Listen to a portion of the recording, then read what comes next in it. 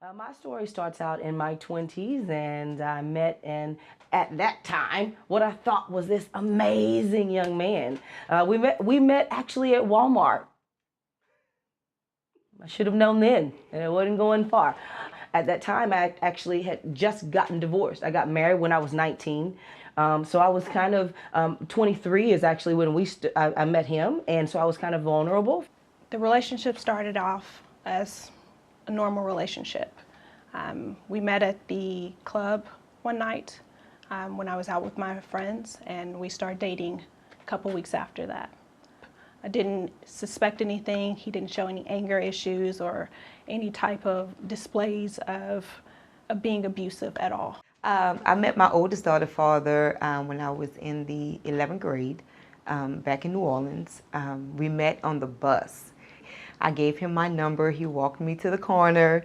We became a couple right after that, and it was really good, really, really good. We had good conversation. We would go out, have fun, and then, I don't know, 6 months after that, that's when it all began. Time went on, and I kind of knew that this gentleman was a good guy, but there were some things about him that just weren't adding up. You know, he wouldn't tell me where he lived. He only wanted to know where I lived. And around 4 months into the relationship, that's when I noticed that no matter what I was doing, he was right there. I'd go to the restroom, he'd stand in the doorway. I'd go into the other room, he would follow me into the other room. I was on the phone, he was right next to me. He was asking who I was talking to at work. He asked who my coworkers were at work. And it got to the point it was so controlling that every move that I made, he had to know about it. You know, after a long period of time, I was like, you know what? I can't take this anymore. I know you're seeing somebody else. There were things, there were signs. He was angry that I had brought up the fact, again, that I know you're seeing somebody else. I know you're seeing somebody else. And at this time, we were in his truck. He would just slap me for no reason and tell me to cry. But I didn't understand it then because I didn't come from that. He would apologize afterward. After he would apologize, things would be good. Then it would happen again. And then he would apologize, buy me gifts, say it would happen again. I'm sorry.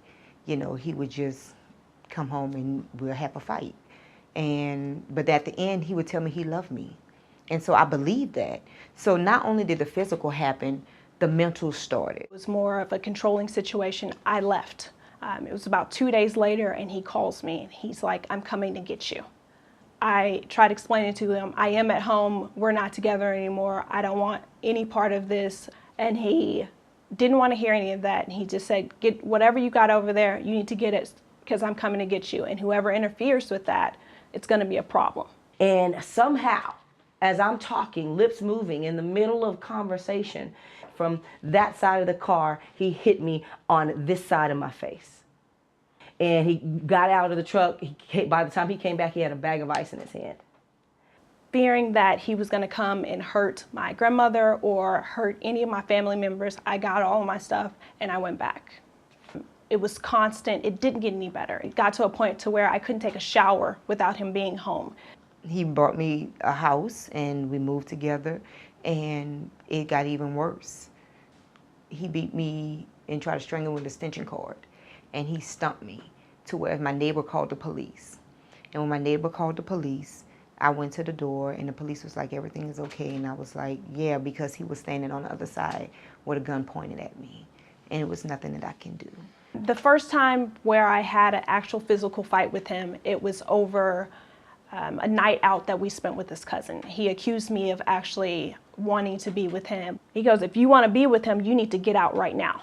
After he starts throwing all of my stuff out and I'm not going anywhere, he grabs me and starts to physically take me out of the house at this point. All of a sudden, his neighbor comes out. She's kind of telling him, hey, if you want the relationship to be over, there's a better way to handle this. There's no reason for you to actually put your hands on the girl. He was a truck driver. You know, he had just started driving trucks. And so the closest he got to Dallas was a place called Buda, Texas, which is right outside of Austin. And I met him down there, and I forgot my birth control pills. And he found out that I was pregnant because I called him and I told him, I said, oh my gosh, I'm pregnant. And within a couple hours, I opened the door. I didn't know how enraged at that time that he really was. Had no clue how mad he was.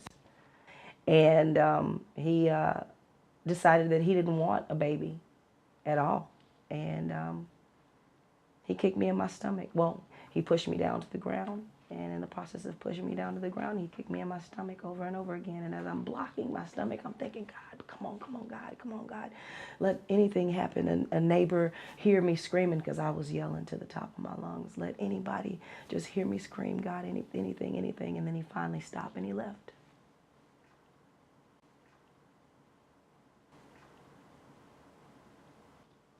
I knew that if I knew I had a miscarriage. I knew it. I knew it right then. I knew it. And within days, I was having a miscarriage. I lost the baby. A lot of people say, why didn't you get out? Why didn't you run? Why didn't you? It's easier said than done. I stayed because I loved him and I became in love with him. I would have been pistol whipped. I've been, stumped. He just slapped me in my face or punched in the face or you name it, I've had it done to me. Every time I would try to leave, he would find me and he'll come get me. And he knew the words to say to bring me back in. After I realized I didn't want this no more, I got pregnant with my daughter, my oldest daughter. She's 24 now. I got pregnant with her and I wanted to leave. And he told me if I was to ever leave, he'll kill me and her. I stayed. My love became fear. I knew I had to leave, but I didn't know how to leave. We got into an argument, and I don't even remember what it was. At this point, the arguments were happening every other day. And at this particular day, I felt like the next day I wasn't going to be alive. He starts trying to take me down the stairs and physically remove me from the house. He's choking me. He backs me up against the rail and he goes, if you don't stop, I'm going to flip you over. We're on the 3rd floor of his apartment. At that point in time, the neighbor came out again. This time she comes out and she physically rushes him and tells him, you get off that girl. She goes, I need you to make a decision because I can't be there to save you every time he puts his hands on you. You're young and you have a full life ahead of you. And some relationships, I will say, are worth saving. But she said, baby, this isn't one of them. I left out of her apartment, went back over there, and he's apologizing again. I'm sorry. I don't mean to hurt you. I just have a problem. And it was the first time I think he's ever admitted. I was so sick of it. I'm telling you, I was so sick of I was just tired. I was worn out. I had holes all in the wall at the house, It was just that apartment was beat up. That apartment was an example of me. It was beat up. There were holes everywhere. The last time he hit me, we had just come back from out of town. We went to the Jazz Fest. I had a black eye on that trip. My mom, everybody asked me what happened, and I told them, I said, I'm sorry, Mom.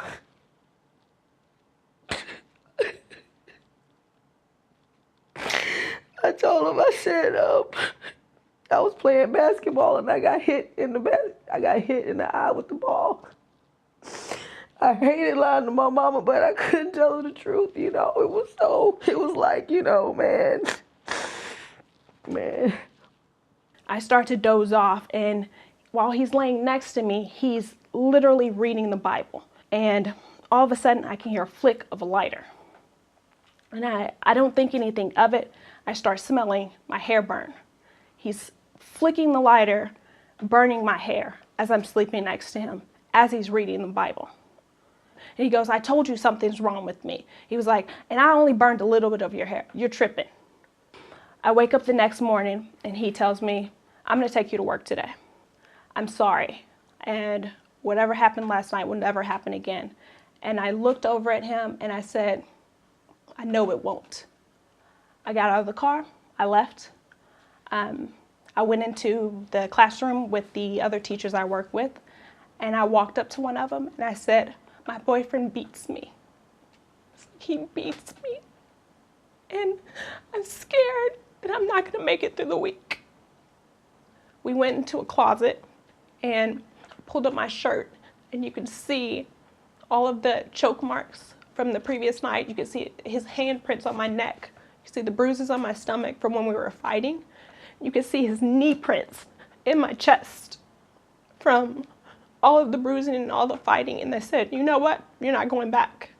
So, sorry. I was tired. I became lost. I lost me in him.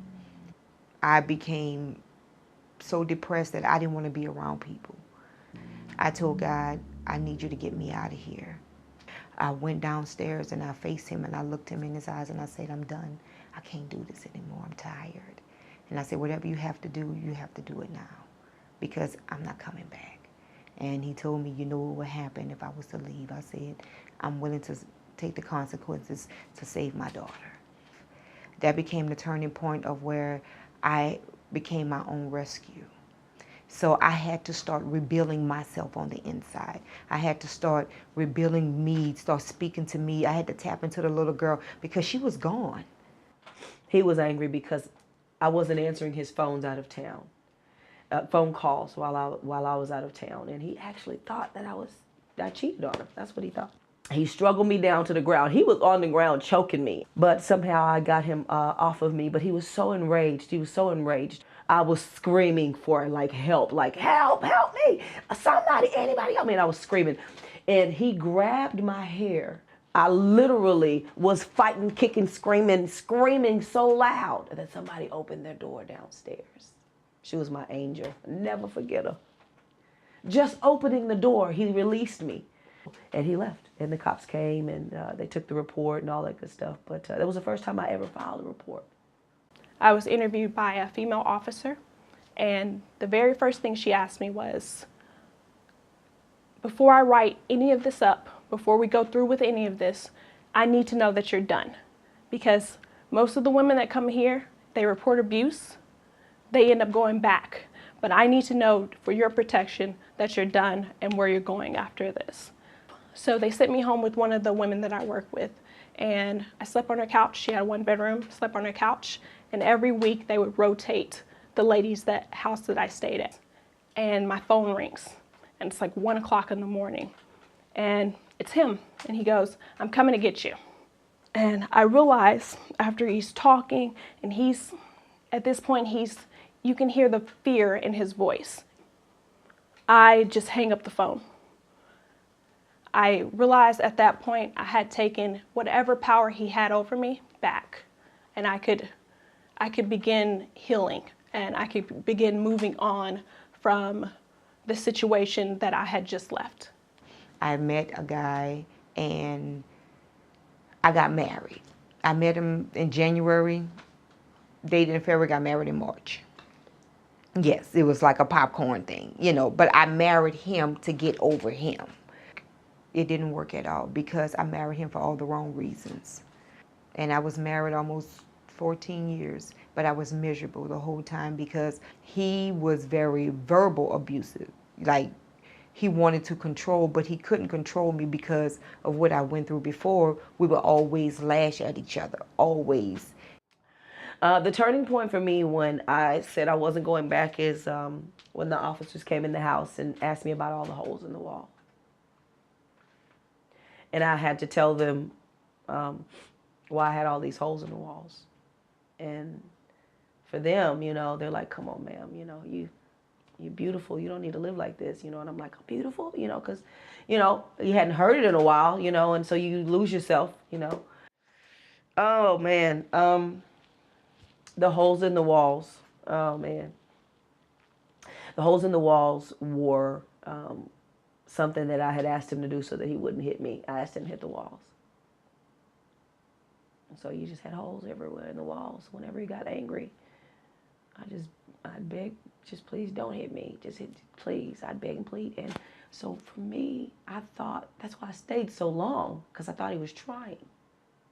not to hit me because he was hitting the walls. So, holes everywhere, every room, including the bathroom and the kitchen. I feared him because of his words and because of his controlling behavior, but I had done what I needed to do to take my power back, and I'm not going to live in fear of him or any of his threats anymore. My ex-husband told me I'd never be nothing being a makeup artist. I pushed myself into being one of the best makeup artists in Dallas. It is very important. It is vital for my healing process that I help other women. These women I worked with, they weren't my family. They bought me clothes. They let me eat their food. Let me use their computers to do things. They even offered to pay some of my bills for me. For those women, I'm eternally grateful for. I forgave him, I forgave myself, and I moved forward. But at the same time, I forgive you because it's going to make me be a strong woman. So I minister through makeup. And I'm willing to open myself up and let other people know that you don't have to be where you are. I think what was important for me is that I had some type of support system to allow me to fully heal and say, hey, this is not going to define you. It's going to make you stronger. If you got to walk away and leave it all to start all over again, do that. Because you can replace things, but you can't replace life. You can't do that. When a woman flees her home after being a victim of domestic violence, it's one of the most gut-wrenching things that you have to do. But it's one of the most freeing things that you could possibly do. By giving what I've given to different shelters, shoes and clothes, volunteering, it's helping them move forward with their life. And to be able to tell my story and to provide some type of strength to these women is important to me. You leave behind all of your belongings, your pictures, the things that you have collected, the shoes, the clothes, all of that good stuff sometimes. So this is the reason why I came up with the Heels on the Move to Heal charity shoe fashion show.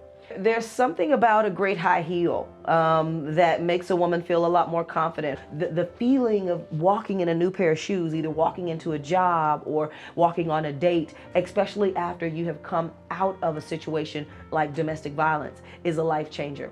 And so I wanted women who have been victims of domestic violence to be able to have that feeling of, oh, I'm so beautiful and I'm so amazing in this new pair of shoe. And it may be a used pair of shoe, but it's new to somebody. Making women understand, making women feel better by just putting a good pair of shoes on their feet. Because when you leave and you have no shoes, sometimes you have no clothes. A lot of women donate clothes already. The shoes was the one thing we realized that people weren't donating. And that's why we came up with this concept. Although he hit me physically, my scars became more deeper on the inside. So that's when I say, I had to start building my character. I can be this. I am a strong woman. I am a survivor. I am capable. I'm purposed. I won. And it's not over. This is just the beginning. This is just the beginning of the new me.